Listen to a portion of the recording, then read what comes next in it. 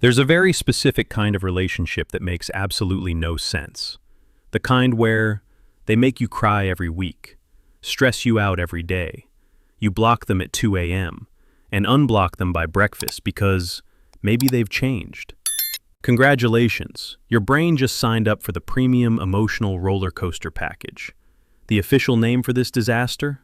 Trauma bonding. Or, in simpler terms, the person hurting you the most somehow becomes the person you miss the most, which sounds ridiculous. Like being lactose intolerant, but still ordering extra cheese. Complaining about being broke while Amazon packages keep showing up. Saying they're toxic while stalking their Instagram stories in 4K. And the scary part is, trauma bonding doesn't only happen in romantic relationships. It can happen with family, friends, bosses, even fandoms and celebrities. Anywhere there's manipulation, emotional pain, and occasional affection handed out like limited-time rewards. Human brains are extremely easy to trap. Before we start, if you enjoy psychological deep dives, toxic relationship breakdowns, and discovering that your brain is basically a raccoon digging through emotional garbage, make sure to subscribe to the channel.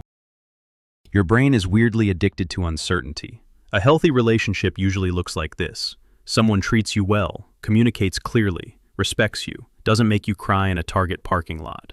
Sounds great, right? Wrong. Your drama-addicted brain sometimes looks at stability and goes, kind of boring. Meanwhile, trauma bonds feel like a Netflix psychological thriller. Today, you're the love of my life. Tomorrow, you're too much. Next day, left on red for 13 hours. Then suddenly, sorry babe, I've just been stressed. And now they're buying you tacos. Your brain immediately goes, oh my God, they care again. And that's the trap. Because humans are incredibly vulnerable to something called intermittent reinforcement, which is just a fancy way of saying rewards that show up randomly. It's literally the same psychological trick casinos use. If a slot machine paid you every single time, you'd get bored. But if you lose 19 times and win once, your brain goes, one more spin. Trauma bonding works exactly like that. You're not addicted to the pain. You're addicted to the rare moments of relief. It usually starts like a rom-com. Most trauma bond relationships begin suspiciously perfect, like almost too perfect. The person texts non-stop, says all the right things, makes you feel special, acts like you're the main character in their movie. After 4 days, they're saying stuff like, I've never met anyone like you. Sir, you met me on Tuesday. Your brain hears this and goes, soulmate. No. That was the trailer. The actual movie starts later. Slowly, love turns into control. At first it sounds caring. I just worry about you. Then later, why didn't you text me back? Then, who liked your picture? Why are you dressing like that? Who are you going out with? But because they still have sweet moments, your brain starts defending them. They're only acting like this because they love me. No, that's not love. That's a red flag wearing a hoodie and pretending to be cute. The most dangerous part, they're not terrible all the time. If abusive people were awful 24/7, everyone would leave immediately. The problem is, they often have moments where they're amazing. They might comfort you when you cry, remember your favorite snack, take care of you when you're sick, say incredibly sweet things. Then 2 days later, they insult you, manipulate you, disappear emotionally, make you feel worthless. And this is where your brain gets hacked. Because instead of focusing on the bad moments, you cling to the good ones. You start saying things like, but when they're good, they're really good, which is basically emotional gambling addiction with extra cuddling. Trauma bonding turns love into survival mode. A normal day in a trauma bond looks something like this. Morning. I need to leave this relationship. Afternoon. Maybe I'm overreacting. Evening. Receives one nice text. Brain. We are so back. At this point, it's not even romance anymore. Your nervous system is just running a 24/7 emergency simulation. Your body gets used to anxiety, waiting, emotional whiplash, constant uncertainty. And eventually, your brain starts confusing chaos with passion. That's why people sometimes leave toxic relationships and suddenly think, healthy people feel boring. No, Healthy people just don't make your nervous system fight for survival every Tuesday. Trauma bonds destroy self-esteem slowly. This is the really messed up part. After enough emotional damage, people start believing they're too sensitive, too difficult to love, responsible for all the problems, lucky anyone tolerates them at all. So now the bar becomes terrifyingly low. Yesterday, they yelled at you, insulted you, made you cry. Today they say, "Hey, don't be sad."